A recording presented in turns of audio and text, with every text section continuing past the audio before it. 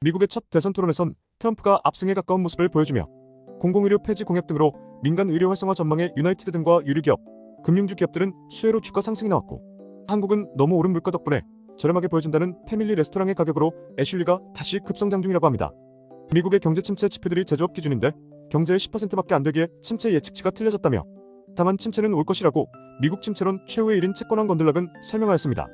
이번 카카오와 구리 사태에서 수익을 낸 원유왕 또한 원인은 몰라도 카카오와 구리는 내년에도 공급 부족이라며 오르는데 베팅했다고 합니다.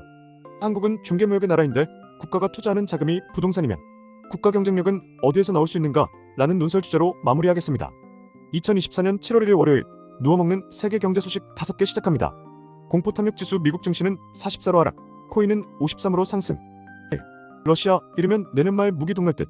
우크라이나 전쟁 장기화로 러시아군의 전력 손실이 계속되면서 이르면 내년 말 무기가 동날 것이라는 전망이 제기되었습니다.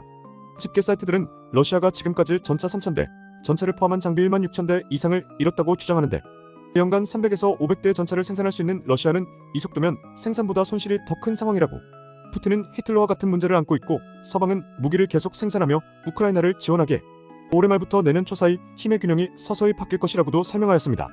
서방에서는 위성사진 등을 근거로 러시아군이 2022년 2월 우크라이나 침공 당시 투입한 주력 전차 대부분을 손실한 것으로 파악한다고 전하였고, 지난해 전선에 투입한 전차의 86%가 구형이었다면서 재고가 바닥나고 있다 주장함과 동시에 북한이 탄약을 공급하지만 전세를 결정지을 만한 규모는 아니고 이란이 보낸 드론은 80%가 격추됐다며 우방의 지원도 러시아 전력에 큰 보탬이 되지 못할 것으로 전망한다 설명하였습니다. 물론 한쪽 설명만을 보시면 안 되겠지만 전쟁이 우크라 패배로 끝났다는 얘기만 있는 요즘 이런 흐름도 있을 수 있구나를 참조하시면 좋을 것 같아 설명드려 보았습니다. 2. 이란 대선 1차 투표 예상 깨고 개혁파가 1위. 지난 29일 치러진 이란 대선 투표 결과 총 4명의 후보 중 개혁 성향의 마수드 페제시키안 전 보건장관이 42.5%로 최다 득표자가 됐다고 공식 발표하였습니다. 이어서 강경 보수 성향의 사이드 잘릴리 전 이란 핵협상 대표가 38.6%를 득표해 2위를 차지하였는데, 이달 5일 열리는 결선 투표에서 두 후보만 다시 맞대결을 할 것으로 보이고 있습니다. 페제시키안은 서방과 대화를 통한 경제난 해소, 히잡 강제 착용 반대 및 단속 완화, 이란 핵합의 복원 등을 공약으로 내세우자 관심이 쏠리기 시작했고, 여성 청년을 중심으로 지지세가 모이고, 하산 로하니와 모하마드 하타미 전 대통령 등 개혁파를 대표하는 인물들의 지지 선언도 이어지며 본격적인 새몰이가 시작되며 급부상하게 되었는데, 위기를 느낀 강경 보수 세력이 투표일 직전 후보 단일화에 나섰고, 중도 유권자까지 노리며 상대적으로 온건한 정책을 내세운 유력 후보 공군 사령관 출신 갈리베프를 외면하고 이슬람 원리주의와 민족주의의 바탕을 둔 강경 보수 정책을 택한 잘릴리를 선택하며 대결 구도를 만들게 되었습니다. 이란의 투표율은 역대 최저 40.3%를 기록하였고 4% 가까운 무효표가 나오는 등 이란의 현 정권에 대한 유권자 환멸을 보여주고도 있는데, 소수민족 가정 출신 페제시키안일지 전쟁 영웅 잘릴리일지 변화의 바람에 관심이 집중되고 있습니다. 3. 미국 PCE 하락, 커지는 금리 인하 기대감.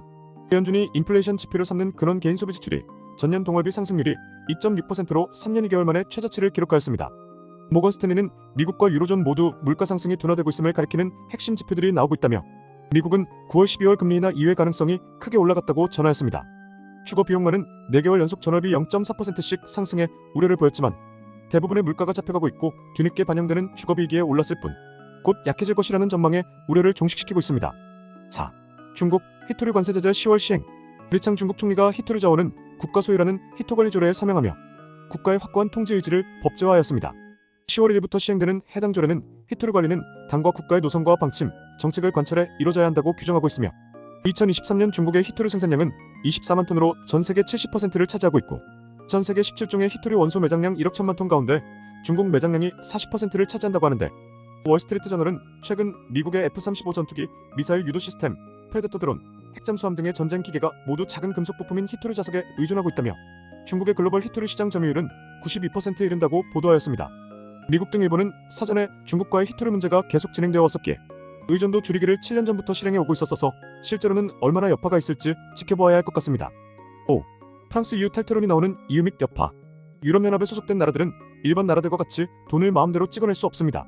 그러다 보니 각 나라의 부채는 GDP의 3% 이하 유지를 명시하고 있는데, 현재 프랑스는 이미 무너지는 경제로 돈을 찍다 보니 부채가 GDP의 5.5%를 넘어섰고, 이에 EU집행위원회가 4년 안에 3% 이하 축소를 못하면 벌금으로 GDP의 0.1%를 부과한다는 조치까지 시행 발표를 하였는데, 현재 지지율이 높은 국민연합 등 극우 계열의 당이 다수 의석수를 차지하게 되면 29살 극우 대표 시네가 마크롱을 대신하여 총리로 올라서게 되고, 평소 EU 탈퇴를 외치던 것을 제외하더라도 복지정책 공략을 위해 돈을 찍어내야 하는 국민연합은 EU의 벌금과 제한 법규를 넘어 돈을 찍어내 복지를 시작하기 위해서 EU 탈퇴 가능성이 매우 높기에 영국과 같이 프랑스의 탈퇴 가능성이 언급되고 있는 것입니다.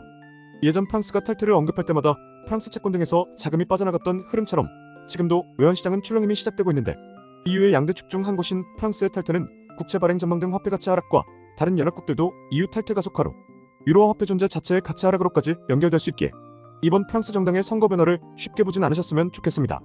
6월 30일에 치러진 1차 투표에선 극우 계열이 약 34%로 1위를 한 것으로 전망치가 나왔으며 최종 결정인 2차 투표일은 7월 7일이고 7월 26일부터 8월 11일까지는 파리올림픽이 있습니다. 오늘의 한 줄. 스타벅스 카드 예치금은 2조 원이 넘어 일반 은행의 2배 수준이라고 하며 나이키는 하루 만에 20%나 폭락했지만 호카나 아식스 등 다른 러닝화 기업들은 급격한 성장을 보여주고 있고 유럽은 AI, 반도체 등 반독점법을 걸고 넘어가며 규제로 돈 번다는 지적이 나오고 있습니다. 미국의 첫 대선 토론에선 트럼프가 압승에 가까운 모습을 보여주며 동맹국조차 관세를 매긴다는 트럼프의 공약 등으로 물가 급등 우려와 금리 인하 후퇴론 등 급채권 매도들과 골드만삭스는 7월 17일부터 불안으로 현금화할 것이다 기사를 내는 등 주식 하락이 나왔는데 공공의료 폐지 공약 등으로 민간 의료 활성화 전망의 유나이티드 등과 유리기업, 금융주 기업들은 수혜로 주가 상승이 나왔고 한국은 너무 오른 물가 덕분에 저렴하게 보여진다는 패밀리 레스토랑의 가격으로 애슐리가 다시 급성장 중이라고 합니다. 한국 정부는 태국처럼 중앙은행 권한자들을 불러 금리 인하 압박을 주기 시작하고 있고 미국의 경제 침체 지표들이 제조업 기준인데 경제의 10%밖에 안 되기에 침체 예측치가 틀려졌다며 다만 침체는 올 것이라고 미국 침체론 최후의 일인 채권왕 건들락은 설명하였습니다. 이번 카카오와 구리 사태에서 수익을 낸 원유왕 또한 원인은 몰라도 카카오와 구리는 내년에도 공급 부족이라며 오르는데 베팅했다고 합니다. 한국은 중개무역의 나라인데 국가가 투자하는 자금이 부동산이면 국가 경쟁력은 어디에서 나올 수 있는가? 라는 논설 주제로 마무리하겠습니다.